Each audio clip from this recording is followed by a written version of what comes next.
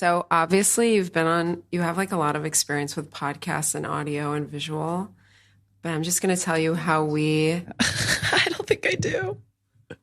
But you do. You do. You've been on so many things. You have a podcast. That's like the humble brag of ages. He's like, oh, really? Have I done all those things? I mean, I'm only 23. I'll tell you how we do it at October 7th, Emotionally Raw coverage. Yeah. Well, for a while, we were getting right in. We were just like jumping into the interview. Everything's changing so much in this show. It's such a trip. Like, that's good, right? Because you're growing. We're really growing. Like, just outside. You guys have uploaded so many episodes so far. It's so impressive. Thank you. Yeah, it's like, wow, they got to work. They're busy. Good. How do you feel about the number 41? I mean, today's episode is 41. Derek Nowitzki. Darren Aronofsky? No, Derek Nowitzki. Darren Aronofsky. Is he coming on the show? Derek who? Nowitzki. Nowitzki? You think I know? Oh, the Israeli guy that plays in America? No, I think he's German. Just a random NBA player? Of course there's a player whose number is 41. This is like the morning show. I feel like this is like a morning show now. I mean, you're only 23, angel face. Only 23. 38. I remember driving. I still have it. I'm still a young Dirk woman. Nowitzki. How many of our listeners, show of hands, know who Dirk Nowitzki was? No idea who that is. I'm gonna go with I had no idea. Do you like sports? No. So then why do you know who number 41 is? Today's episode is brought to us by Zahav Jewelry with 1L. You are listening to October 7th, Emotionally Raw coverage. We didn't even explain the thing that I was starting to explain. Yeah, we got distracted. I do want to explain it. Listeners, you know, we said that season 2 started at episode 32 and we started inviting guests on for this like once a week format. Well, today I think we can formally announce I'm doing it. Today we're starting season 3 and it's a little bit different. Dor, we're going to explain how it's different by way of me passing you the following. And I'm passing to Dor an object. Dor, how many pieces of paper do you think are in your hand right now? One piece of paper? One. Just one. That's right, folks.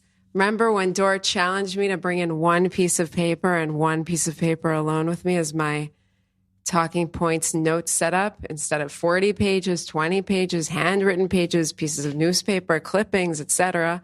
One piece of paper. So that's one nail in the season 3 starting.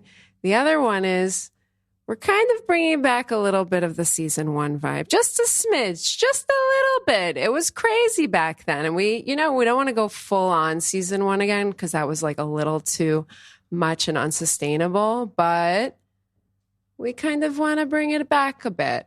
And we're still going to have guests here, which is really exciting. And Blake Flayton is here, not only in episode 41, but episode 1 of season 3. Hi, welcome, Blake. Congratulations. You guys are putting a lot of emphasis on like numbers. And as someone who's really not good at math, I'm a little lost. 41, season 1, season 3. Mm-hmm. I'm a little lost. Well, the show started, we met next door, and it was on October 7th, and then we started recording that night, and it was like historical record. You started recording the night of October 7th? Yeah. Oy vavoy. Oy vavoy. I don't even remember what I was doing. I was probably, I don't know, dissociating on the couch, just feeling all the feels, and I remained like that for about 3 weeks. I didn't really eat or sleep or talk to anyone. Did you imbibe any substances? Is that okay to ask? I sure did. I also le'ashen im haubei substances. That was very important to my health and happiness as well, or quote unquote happiness. On that particular day, I drank a lot of arak and then ouzo. Wow. Yeah. How is your tummy? Honestly, like I really also detached in a way. It sounds weird. Like it's just like I was beyond sleeping. I was beyond feeling. I was like numb, but also really like jumped into life, and then nauseous, and then eating, and then not eating, and somehow losing, like all over the place. I don't even the know guardrails where of to like what it begin. means to be a normal functioning person that we usually have or we're supposed to have just completely went away. Like I was waking up at random times. I was doing work at 3 a.m. and then sleeping till 4 p.m. Like there was no expectations of me or really anybody. And I still feel like we're kind of in that space. In terms of like the journalism, writing, Israel, talking about world, I don't know how to explain that better. People are recognizing other people's humanity and recognizing that people are kind of doing their own thing still because we're all traumatized and we're all doing the best that we can. That's the only thing we can do. So the format's different, guys. It's October 7th, Emotionally Raw Coverage, Season 3, Episode 1, or Episode 41, but who's counting? February 20th, it's the 137th day of the war, and joining us today is Blake Flayton. He's a writer, student, and activist living in Tel Aviv. He made Aliyah from New York City a year and a half ago and has spent his time in Israel so far learning Hebrew, going to protests against the Netanyahu government, and defending Zionism online and in his writing. He co-hosts the We Should All Be Zionists podcast with Dr. Einat Wilf, a former member of Knesset from the Labor Party and author of The War of Return. Blake has bylines in the New York Times, Haaretz, Tablet Magazine, Fathom Journal, and more, in addition to his Substack blog, Bourgeois Nationalist. Blake is currently pursuing a master's degree in Middle Eastern religion and politics at Bar Ilan University. Welcome, Blake. Thank you so much for having me.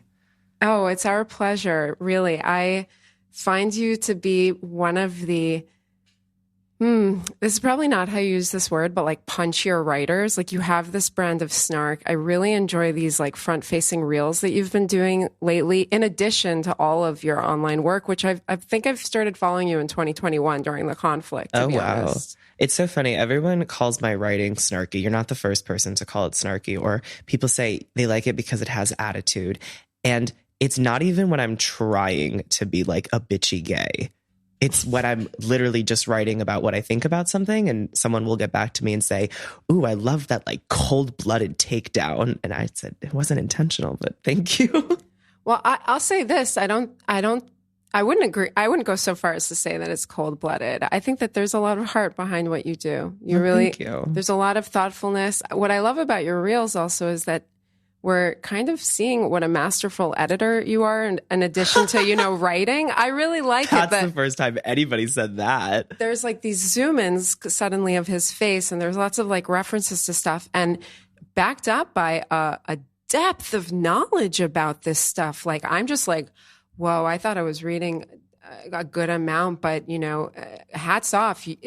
It's really sitting on a lot of research. I walk away from a lot of your reels, your content online, learning things that I'm just like, whoa, 19th century, like shit that's super relevant to today. And maybe let's start by talking about like your origin story. Like, what were you studying? How did you end up here? Like, who are you, Blake? Yeah, I would love to explain a little bit about myself. So hi. Hi. Long-time listener, first-time caller. I am Blake. I am from Artsot Habarit, America, the United States. And like you mentioned, I made Aliyah a year and a half ago. And I like to say that if someone had told me 3 years ago, or maybe even 2.5, that I would be making Aliyah to Israel, that I would be an Oleh Hadash living in Tel Aviv, I would have called that person crazy, asked them, what are they smoking? And then, asked if I could have some, because that was a completely batshit proposal. When I was younger, I really wanted to be a progressive, liberal, firebrand activist in America. That's what I thought my future was. I wanted to be involved in exclusively American politics, which is why I chose to go to George Washington University in DC. My freshman dorm room was just 2 or 3 blocks away from the White House, which I thought was very exciting. And of course, I got involved in all these different organizations and student groups and activities around the city. And I worked on Capitol Hill for my congressman. And I was spending every weekend at a protest. And I was really wanting, internships and jobs, and that would make a name for myself in that space.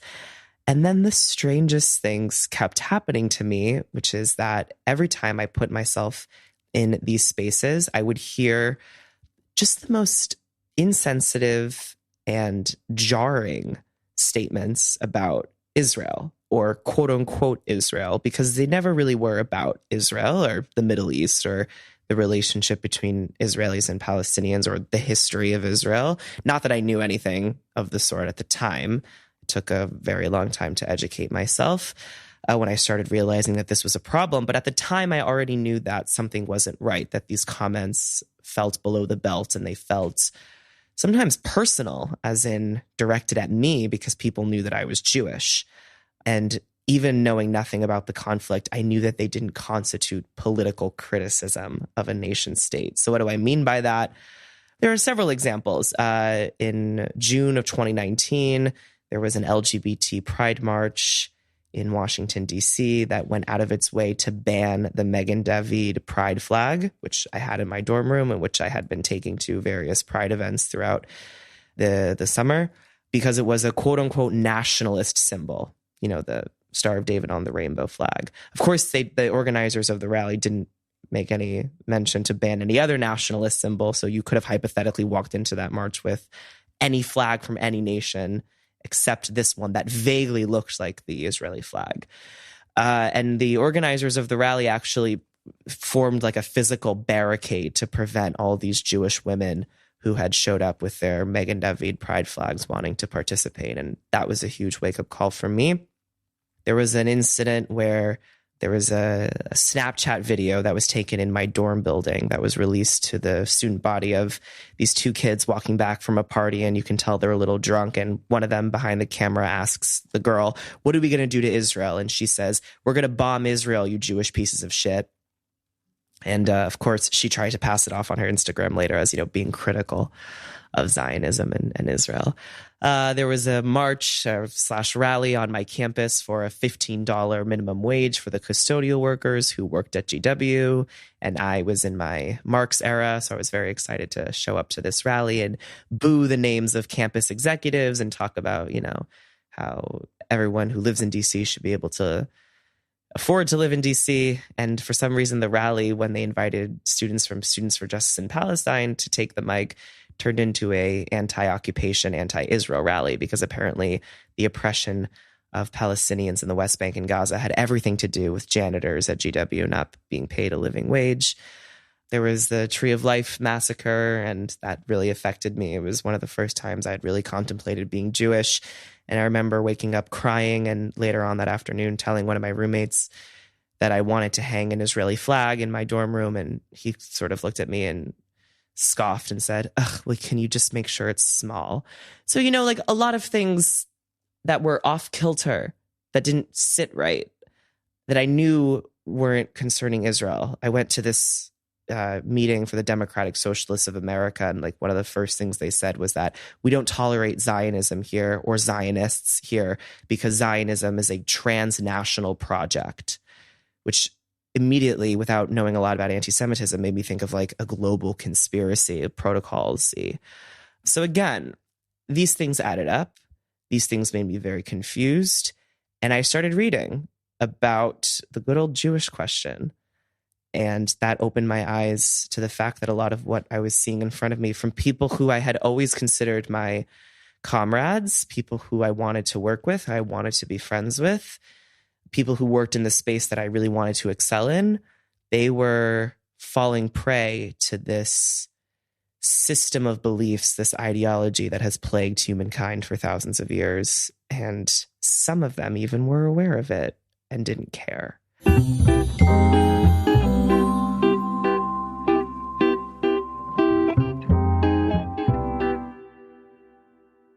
so sorry that you endured and lived through those experiences. And I'm really grateful to you for being so open about that and sharing it with our listeners today. I know that when I reflect back on times in my life that were so memorable because of how jarring they were, it stirs that emotion. So I'm really grateful to you for opening and sharing about those things. Yeah, I mean, so basically all of this climaxed in an op-ed that I wrote that I was lucky enough to get published in the New York Times about the problem of anti-Semitism on college campuses from a progressive, from the poster child.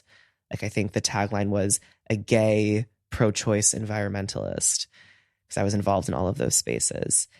And it was the number one trending opinion piece in the New York Times for I think the better part of a week and a half.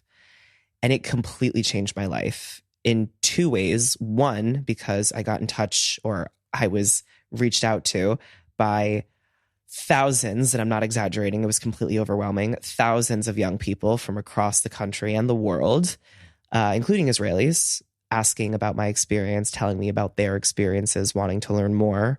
Their parents and random housewives and businessmen and anybody who you can think of who read this piece wanted to speak to me about it. And obviously I couldn't talk to anybody, or everybody rather.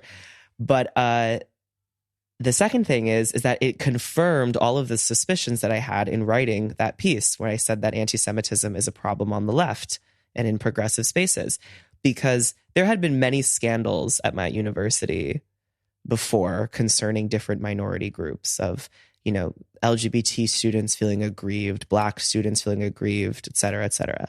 And, the administration would always publish statements, and there would be a town hall, and there would be professors talking about it in class. When I published that piece in the New York Times, so it wasn't just a random magazine, one faculty member reached out to me who wasn't even my professor. And I think we had about a 15-minute conversation in his office, and that was it. And I lost all of my friends, the majority of my friends. Some of them are half and half, I'd say, even still today. I lost a whole lot of my peers that I had met in the progressive space, in the political action space. And I felt this overwhelming sense of isolation and loneliness. And I had done something really wrong by talking about my experience as a Jew. And the only thing that got me through it was realizing the double standard and realizing how differently this community takes accusations of racism, transphobia, homophobia, ableism, you name it, over a very real and buttressed with evidence account of anti-Semitism. And that made me realize that I had been correct in describing this problem. And it was still hard. It still is hard, which is obviously why I'm, still in this space and still an advocate for Zionism online, because I see the double standard, I see the hypocrisy, but it was essential in forming who I am today. So many people since October 7th have been kind of waking up to that reality, or being confronted with a reality that they really wanted to just reject. And you experienced that so many years ago.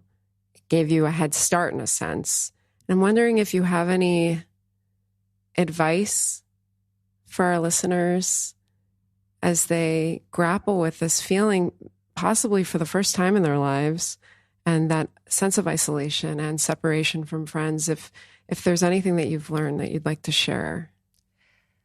I would just have to say that you're not alone. You are 100% mamash not alone. This conundrum of being Jewish in the modern world, a lot of people have written about it. A lot of people speak about it. A lot of dead people have dedicated their lives to it. And educating yourself, reading, listening, watching, asking questions, going on internet deep dives at 3 a.m. These are very important things that a Jew who feels alone or isolated should be doing, because there is a treasure trove of knowledge and experience and interpretation out there that can really guide you and really help you. And don't be afraid to explore this part of yourself, I would say, because who knows, you might look around and find that it really excites you, and you might realize that you are very connected to your Jewish identity and it can inform your life in the future. I love that. Like it's like you plant the seeds and you don't know what kind of forest is going to grow. Like it could lead to new friendships. I mean, all those relationships ended and you ended up leaving the States, but look at your life here now. It's like a year and a half. You know, I also see you outside of this podcast. What is that? Disclosure, whatever. We met at the cafe in The South little Tel micro Aviv. neighborhood. Have great canals. Have you tried their canals? No, I don't think that they have particularly good food. This is not a call out post to cafe. You haven't tried the it's- canal though? How can you even, the pastry there? They have some excellent I don't pastry. go there for the food or coffee. I go there because it's like this amazing, like bohemian community of Tel Avivis who like sit and write, and it's the same people every day. It's really a micro neighborhood. Like Maybe we should not even talk about it on air. I don't want it to get more packed as it is. It's I don't really want difficult to people find coming. it. So we're going to like redact it. Okay. You're going to bleep out the name of the cafe, right? Oh yeah, that'd be good to bleep it out. That'd be funny too.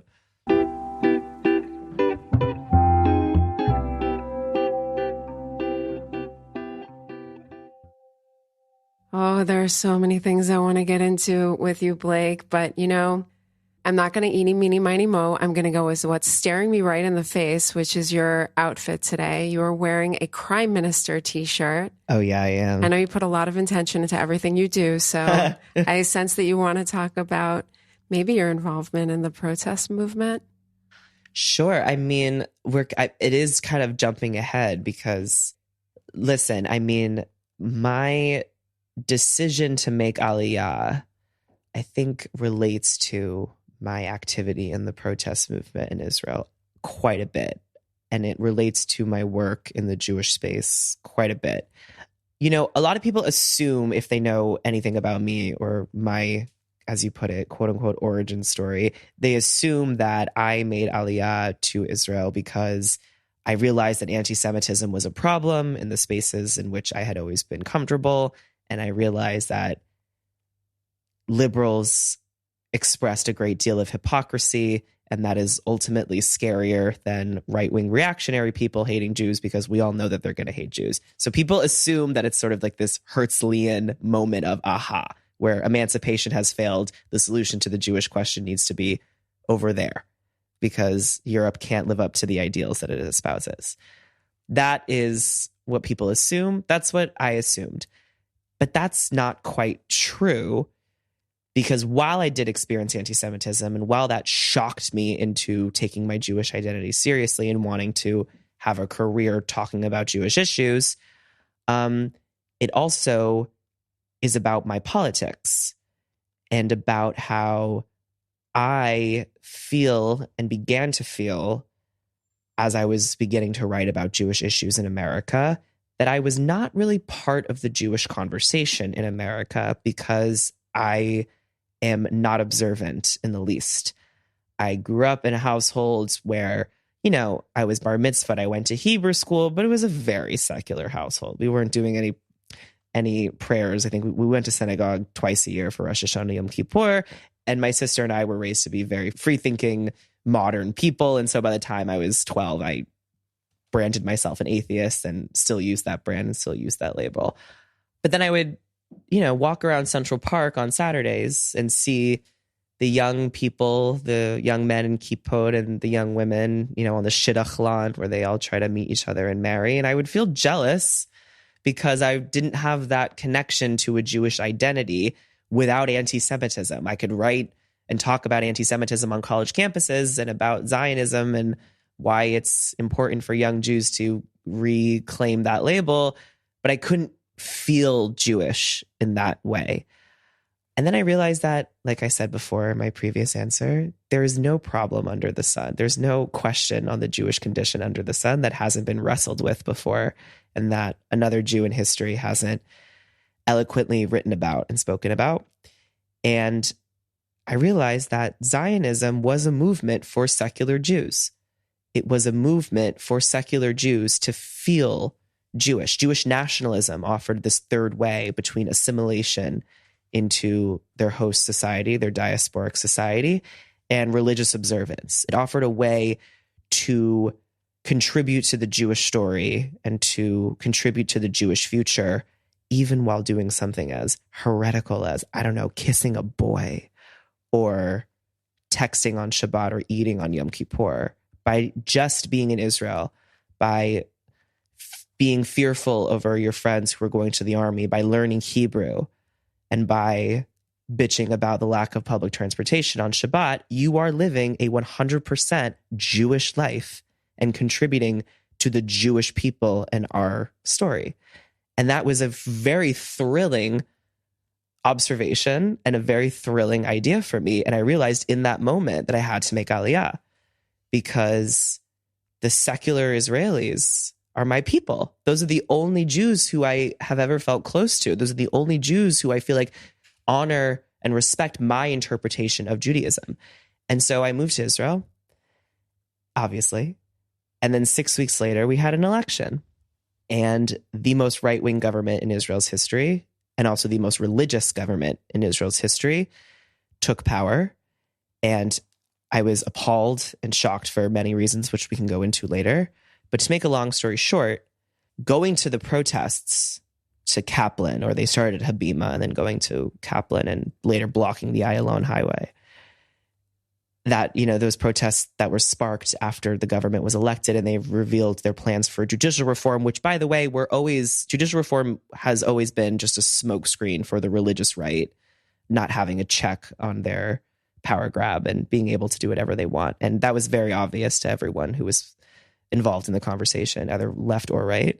I wrote this piece called I Go to Shul on Kaplan Street because every Saturday I found myself crying and weeping at this like sight of all of these Israeli flags coupled with all these rainbow flags. And, you know, Ben-Gurion's Declaration of Independence projected on the screen that's saying, you know, we want a state that follows the Charter of the United Nations, that values equality and pluralism. And these chants for demokratia, for democracy, and for liberalism, and Efo Hayitem Behawara, you know, which is a call out of the Israeli police against the reactionary forces in our society. It was the first time I had felt Jewish and like, oh my God, these are my people. And I feel a part of this story really intrinsically and really powerfully. And I've obviously kept up in the protest movement ever since, because I do believe that what happened in 2023 in reaction to judicial reform was the secular uprising in Israel. And I do believe that Zionism is a fundamentally secular Jewish creation, and that it's for secular Jews, and that we need to fight for it to remain this liberal democratic haven where Jewish law and common law, let's say, are kept separate.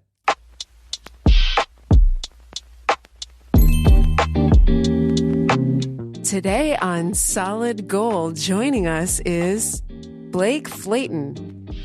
What role does like wearing jewelry have for you in your life? You wear a Star of David necklace. Yeah, so I've worn a Star of David necklace ever since I saw the movie Call Me By Your Name, my senior year of high school, because Timothy Chalamet's character, Aliyah, wears one throughout the movie. And I felt very represented by that character. It was like the first time in a movie that I had seen someone who looked, acted, and was like me. And so I started wearing a Star of David then. And then I had no idea how important Judaism would become to me like 2 years later when I got to college. But yeah, that's where it started. And I also feel like jewelry it's definitely how I express myself. I would feel naked. I always wear like the dangly earrings when I have an outfit that goes with them. And yeah, they're definitely how I express myself. I also like going into a stage of like going into a space where it's like very Israel Hasbarai, which is more often than not filled with conservatives. And I like going in with funky feminine jewelry because it throws people off their guard. And it says, I have just as right to be here as you do, but have very different opinions. And we owe it to our audience to give them those differing opinions. I love wearing jewelry too, like expressing myself. And there's really nothing better than jewelry that's been made lovingly with solid gold and a family business from my lovely hometown of New York City. So visit zavjewelry.com for gold body jewelry. And if you don't have piercings, that's okay too. Really, no piercings, no problem. Use discount code DOR24, that's DOR 24, for an additional 35% off your entire order. They'll even throw in a free pair of 14 karat solid gold earrings in your first order. Guys, don't forget to breathe.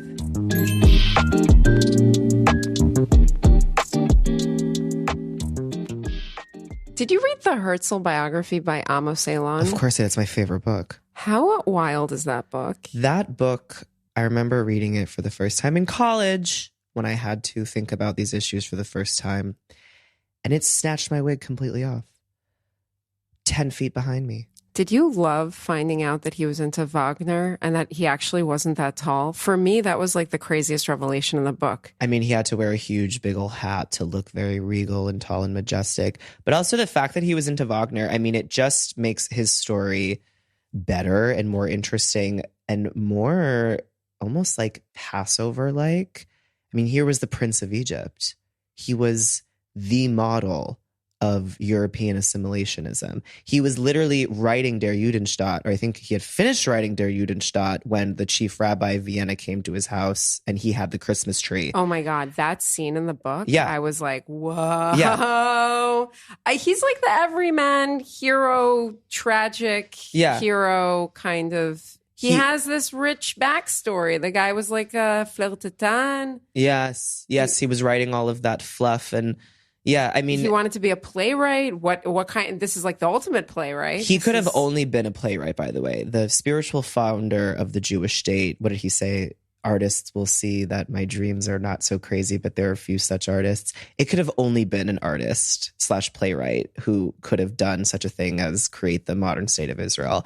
Like, he was very aware of the dramatic prose of his life and how that would contribute to the mythology of the Jews having a state. Like, you know, writing for the New Freie Presse, writing in Paris, trying to make it big in Europe and all of these different venues, journalism, theater, and then Dreyfus Affair, curtain down, blackout, end of Act 1.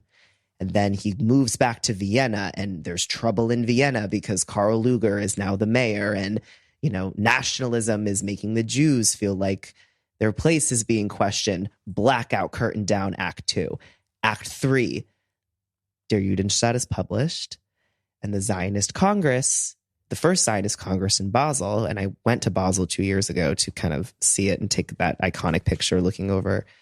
He was very, very aware of how theatrical the event needed to be. The first official political congress of the Jews since their expulsion and dissolution from Rome, or from Judea by Rome, rather. And so he needed everyone to dress to the nines. He sent Max Nordau to go change because he wasn't dressed well enough. And Max Nordau put up a fight, but then, you know, he realized that Herzl was serious. He needed the Grand Casino, not the beer hall that they had originally planned for it to be. They needed a flag. They needed an anthem, even though they didn't have Hatikva yet. They needed music, rather. They needed drama, a lot of it. And in Altneuland, it's like this futuristic utopia that is meant to excite the Jews of the East, of Russia and Ukraine, because he realized that Der Judenstaat was good for raising the eyebrows of the Western Jews in Paris and Berlin, but he needed something spiritual. He needed something that pulled on the heartstrings in order to get the masses on board. That's why he wrote Altneuland. So he was very aware of the power of the arts. And again, I don't think that any of this would have been possible if he wasn't a playwright, an aspiring playwright. He knew the dramatic structure very well.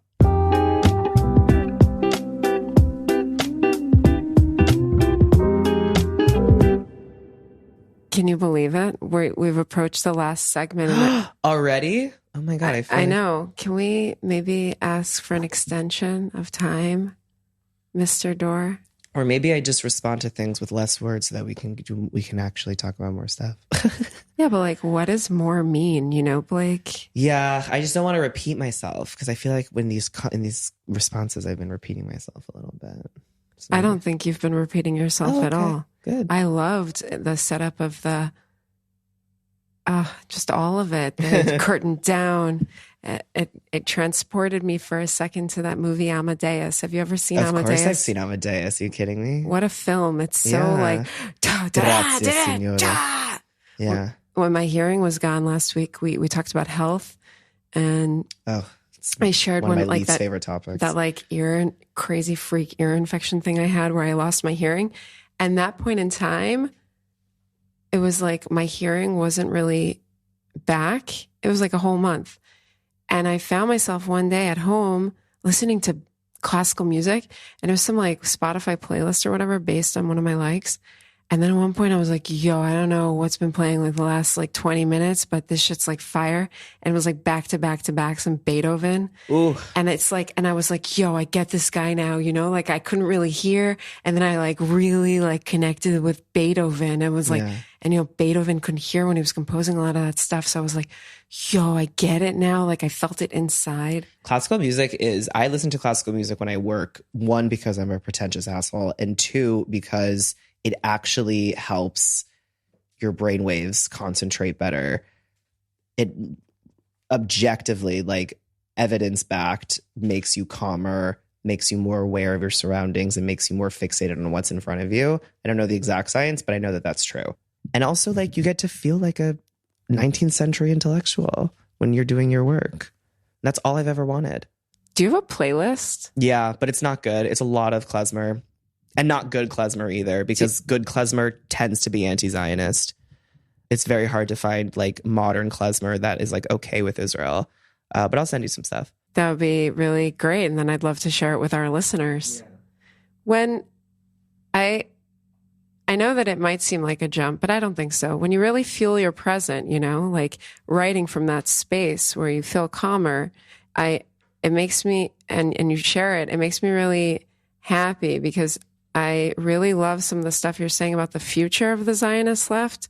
And if it's coming from a present that feels so good and balanced, it kind of gives me, it's like reassurance that I have, you know, kind of that I'm in with your team. You know what I'm saying? Does that make any sense? Like I believe in the ingredients. It makes a good cake kind of thing. I have made an effort to listen to people since October 7th whose heads are on straight. That's very important. People who are not optimistic about the future, but not pessimistic either, who are not, you know, proposing these grand solutions as to what we should do and what we shouldn't do. Meaning, I don't listen to people who say, oh, if October 7th proved anything, it's that we have to end the occupation and we need a completely restructured army and we need to think of a completely different concepcia of how the conflict can be managed and solved. And I also don't listen to people, of course, on the right who say, we need to learn from this, that we need to resettle Gaza. We need to be even more brutal, what we do east of the Green Line, and even up the amount of settlers there and also within Gaza, which I think is just a complete fallacy and completely ridiculous and is the messianic ideology that got us into this mess in the first place. So people who are in the middle, who say some things went wrong, we have evidence now that the way that we were doing things was quite stupid. Here are the practical, logical, common sense decisions that we can take that would make life better for everyone. Those are the people who I've been listening to. And they include Dr. Einat Wilf, who I work with and I have a podcast with, We Should All Be Zionists. They include Shani Moore, who is one of the most stellar academics in Israel at the moment. And they include people like Yossi Klein Halevi, who people know of course. They include Mati Friedman, who, of course, wrote a tremendous book about Leonard Cohen in the Sinai last year. And I'll send you a list if you want to know more. We'd love to share that with our listeners too, if that's okay with you. Absolutely. I I'm afraid we're running close to the end of our time today. Rats. And there's so many more things that I wish we could get into, but it would be great for our listeners to check out your Substack, where you've written about a lot of those things that I wanted to get into with you anyway. So this is just like a bonus. Like, go over there, check out the Substack, catch up on that. Maybe we'll see Blake again on ERC, depending on how long we go into the future together. And future's scary. Is it? Is that how you feel about the future? The future is blank. Go, Blake. Scary, but inevitable. And I don't know. I'm not like, listen, I've been reading a lot of philosophy, or attempting to read a lot of philosophy. A lot of philosophers are very difficult to understand. Nietzsche, Freud, who else? Hegel, who's the most impossible to understand. And I'm realizing that all of these emotions that we've been feeling, fear, hope, pessimism, angst, anger is a big one. There's comfort in people, in reading people who have also grappled with these emotions hundreds of years ago, because nothing new is under the sun. And I find comfort in that. I find it to be really comforting too. Like, history always repeats itself. I said in one of the earlier episodes. Yeah, I said something like... And if it doesn't repeat itself, it rhymes. You know? know? I don't know that one. Yeah, that's... Oh, God, I'm going to sound like such an idiot not knowing who said that. But someone did say that history doesn't repeat itself, it rhymes. Maybe it was Oscar Wilde. Interesting. And it's true. It's like history doesn't repeat itself in the exact same way that it happened. Right. But there are always similarities. History repeats itself, and that there's some comfort in knowing that. And then if I dig into history, like back then I was reading Were We Are Brothers Keepers by Rabbi Lookstein about American Jewish responses to the Holocaust in real time and after. It's depressing.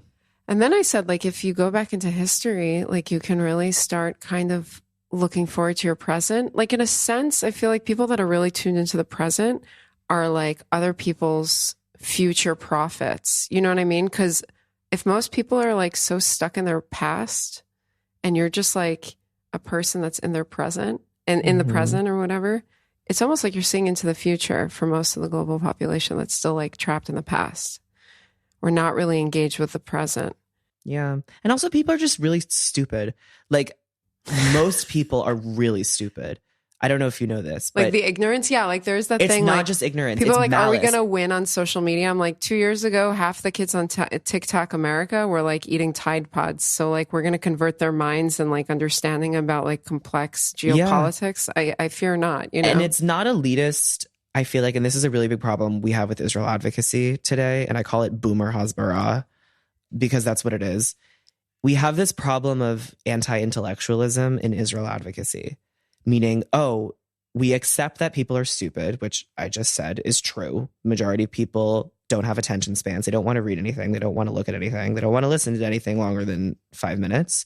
They want very simple information. And that's where the market is right now in the Jewish community for defending Israel. It's not going to work. The real work is strengthening ideas and strengthening action within the circles of smart people who know about the past, who know about the present, and have a vision of the future. They're the decision makers. They're the people who are power brokers. And the masses are going to do what the masses are going to do. One look at Jewish history will tell us that that is an uphill battle that we have never been able to win over, to clinch victory from the jaws of. The only thing that matters is that we have an army to defend ourselves, and that we have a state where we can practice the right of self-determination, govern ourselves, and bicker about what it means to be a Jew. We have a shtetl with an army, period. That's good enough. Now we need to focus on who's going to lead that shtetl. And those are the conversations I'm interested in. Not repeating the same taglines over and over and over again. Hamas would push you off a building, if you're gay. Israel is the only democracy in the Middle East. Jews are indigenous to Judea. Give me a break. Let's talk about more interesting things.